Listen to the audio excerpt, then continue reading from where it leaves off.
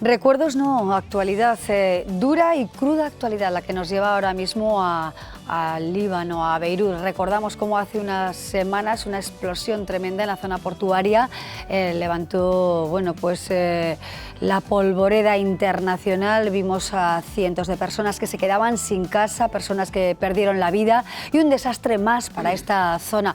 ¿Cómo está ahora la situación? Se lo preguntamos al periodista especializado en contexto internacional, precisamente en esta zona, como es Manuel Martorell. ¿Qué tal, Manuel? Bienvenido, buenas tardes. Hola, buenas tardes. ¿Cómo estás? Todavía en la retina tenemos esas imágenes brutales en Beirut, en Líbano. ¿Qué pasó y qué va a pasar a partir de ahora? Bueno, es una pregunta que tiene difícil respuesta, como todas las cosas en el Líbano. Líbano es un país que ya lleva mucho tiempo intentando recuperar su propia identidad, una identidad pues, que se perdió con una terrible, cruenta y sanguinaria guerra civil, con cortes muy sectarios.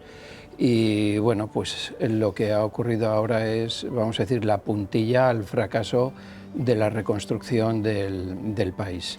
Lo que va a pasar a partir de ahora, pues creo que depende mucho de la actitud del nuevo gobierno. El gobierno actual está dimitido, está en funciones, tienen que buscar un nuevo gobierno y ese gobierno tendrá que encontrar una salida política, que podrían ser unas nuevas elecciones.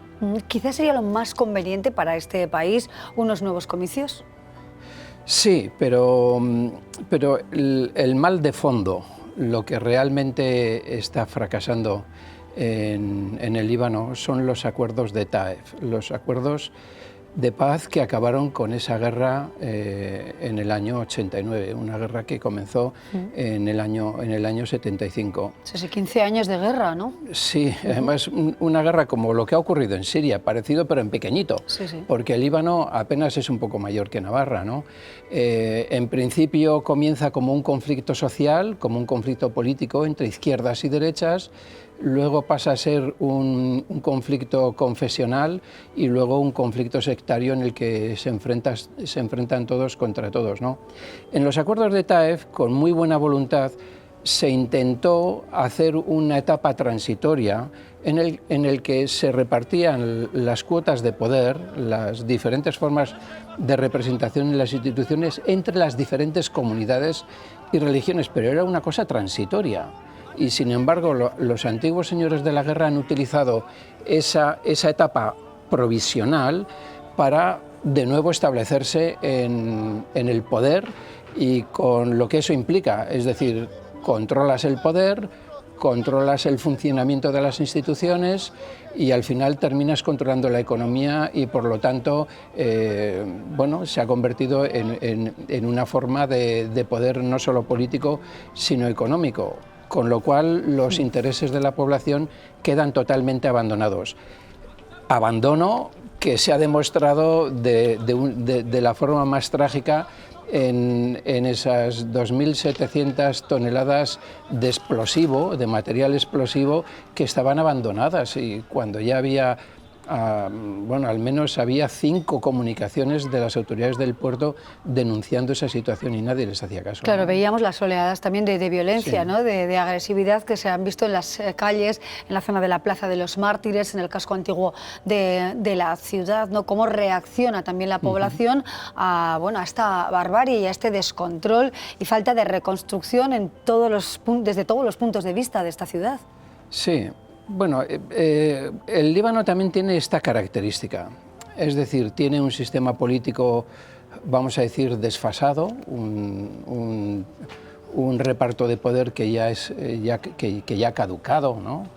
Y sin embargo, la población desde siempre ha tenido un gran protagonismo social en la calle.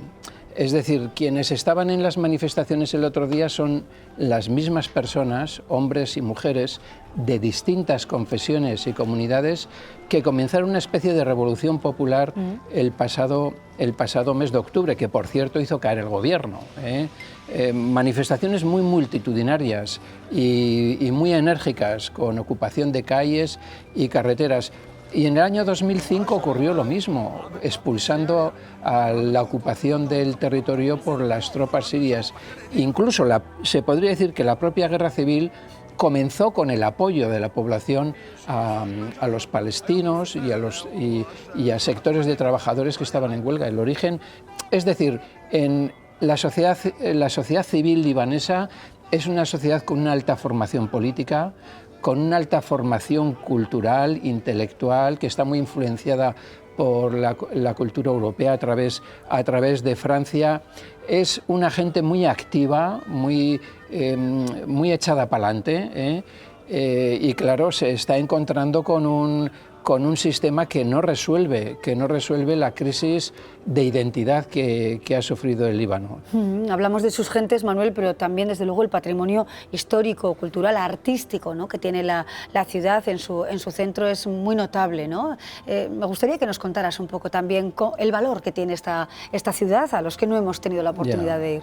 Bueno, por supuesto. Yo cuando la visité para hacer unos reportajes sobre el programa de reconstrucción, precisamente de Rafik Hariri, que fue asesinado en el 2005 por tener esa idea cosmopolita del Líbano.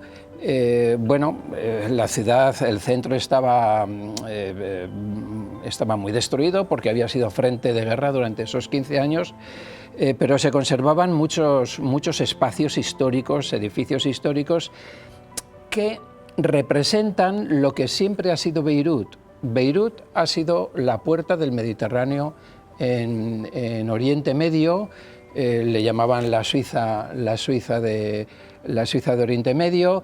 El puerto ha sido... el Líbano siempre ha sido un país muy comercial, donde se han movido mucho las comunicaciones financieras, y precisamente el casco histórico de Beirut representaba todo eso. Y el objetivo de Rafik Hariri, con su plan, un impresionante plan de reconstrucción, fue recuperar ese valor simbólico, que no es solo para las personas que viven en Beirut.